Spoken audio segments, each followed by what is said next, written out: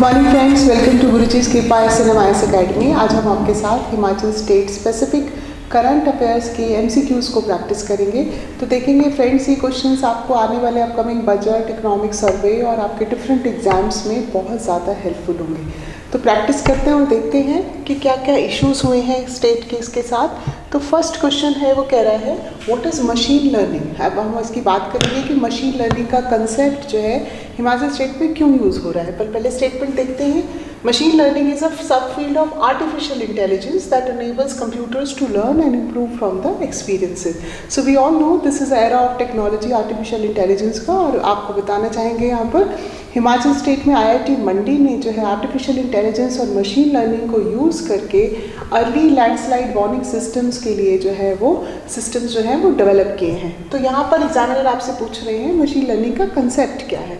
तो ये concept quite convincing है कि वो आर्टिफिशियल इंटेलिजेंस का पार्ट है। सेकेंड ऑप्शन कह रही है it is a process that involves feeding data into the computer and hoping for the best. Next is machine learning is a technology that allows computer to predict with 100% accuracy. Artificial intelligence में भी 100% accuracy नहीं रहेगी because human computers में भी error हो सकती है। It is a process that involves creating robots. तो हम यहाँ इसकी बात नहीं कर रहे हैं।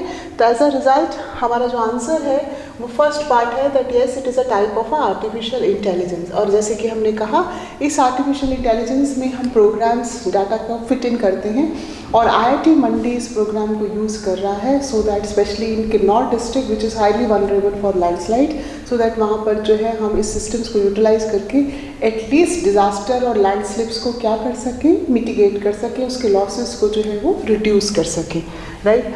सेकेंड क्वेश्चन कह रहा है consider the following statements regarding paragliding world cup association. So this is a World Cup Association. It is a non-profit organization. India is a founding member of this organization. It is an international agency that organizes such global events and adventure events, and it takes care of the selection of the pilots also. So इस part से yes it is a non-profit organization. Friends, यहाँ पर हम ये भी note करेंगे कि जो ऑर्गेनाइजेशन का जो हेड क्वार्टर है वो फ्रांस में है। राइट। और ये ऑर्गेनाइजेशन रिसेंटली हिमाचल स्टेट में very famous place of Bir Billing, जो कि हमें पता है कि पैराग्लाइडिंग एडवेंचर टूरिज्म के लिए फेमस है, कांगड़ा डिस्ट्रिक्ट में। वहाँ पर हम अक्टूबर 2023 में जो है पैराग्लाइडिंग वर्ल्ड कप जो है वो ऑर्गेनाइज करने का प्लान कर रहे हैं। सो ये स्टेटमेंट करेक्ट है। It is a non profit, headquarter France में है और ये ऑर्गेनाइजेशन है जो इंटरनेशनल एजेंसी है जो ऐसे इवेंट्स को प्लान करती है। इसी ऑर्गेनाइजेशन ने, तो यहाँ पर हमारा आंसर होना चाहिए 1 और 3। सो देखते हैं करेक्ट आंसर क्या है हमारे पास, ये B.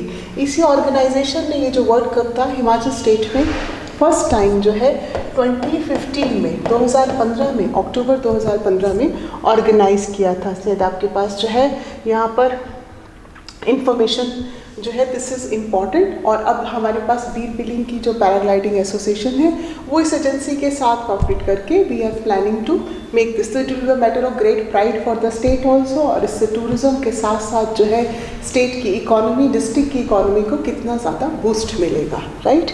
Okay, now the third question says consider the following statements. Temples of modern India, very famous, you can say the significance and the quote given. Temples of modern India was a term, it was coined by India's second Prime Minister Shri Gujrari Lal Nanda ji while starting the construction of the Bhangra Nangal Dam. Right? And government of Himachal Pradesh has proposed a project worth, यहाँ पर mention है हमारे पास ₹14,000 crores, जिस project में we will aim to preserve and relocate the temples which were merged as a result of this dam construction. तो temples merge हो गए, भांगड़ा नंगल डैम की कंस्ट्रक्शन हुई। तो आई एम श्योर आप पहुंच गए हैं कि हम बिलासपुर डिस्ट्रिक्ट की बात कर रहे हैं। अब एग्जामिनर हमसे पूछ रहे हैं इसमें से कौन सी स्टेटमेंट करेक्ट है। तो फ्रेंड्स ऐसा है कि जो टेम्पल्स ऑफ मॉडर्न इंडिया का जो टर्म है ना, वो हमें कितनी पर प्रोवाइड किया था हमारे first prime minister Shri Jawaharlal Nehru ji ने। राइट। तो एज अ रिजल्ट हमारे पास जो है यहाँ पर सेकेंड स्टेटमेंट में दे हैव मेंशन कि हिमाचल स्टेट ने इस प्रोजेक्ट में 14,000 करोड़ की बात की है। तो ये एग्जामिनर ने यहाँ पर डिस्ट्रैक्टर यूज़ किया है। It is not 14,000, it is ₹1400।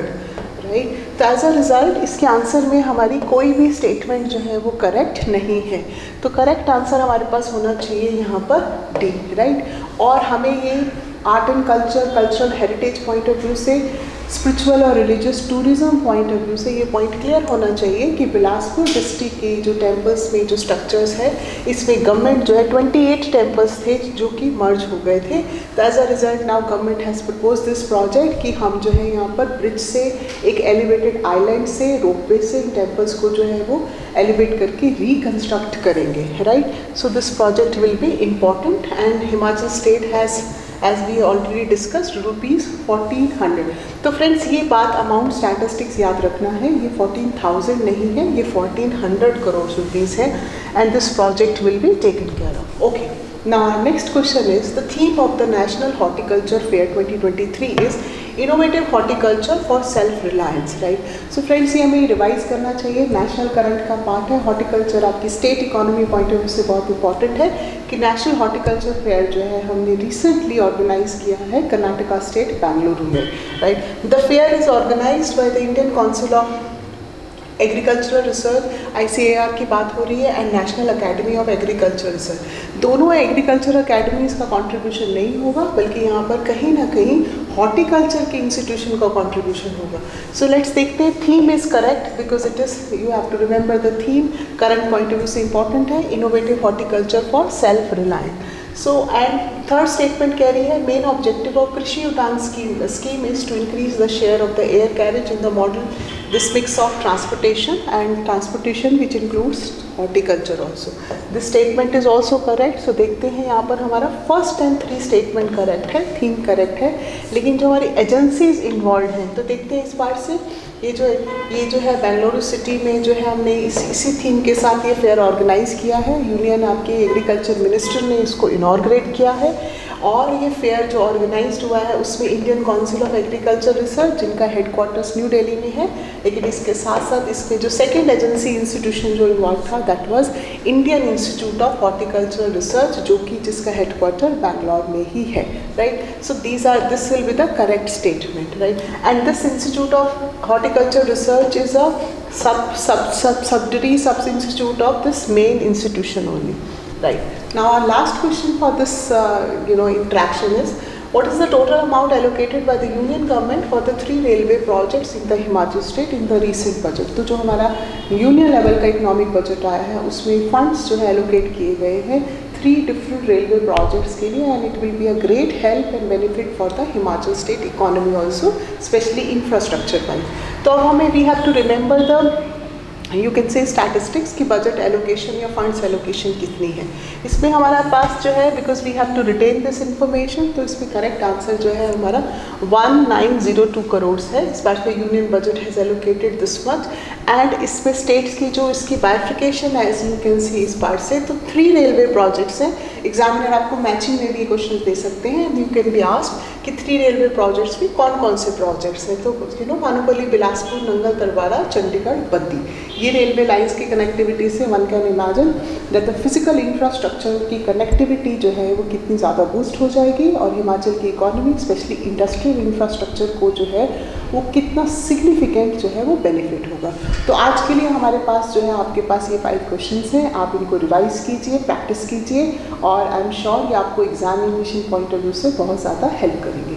Wish you all the best. Thank you so much for watching.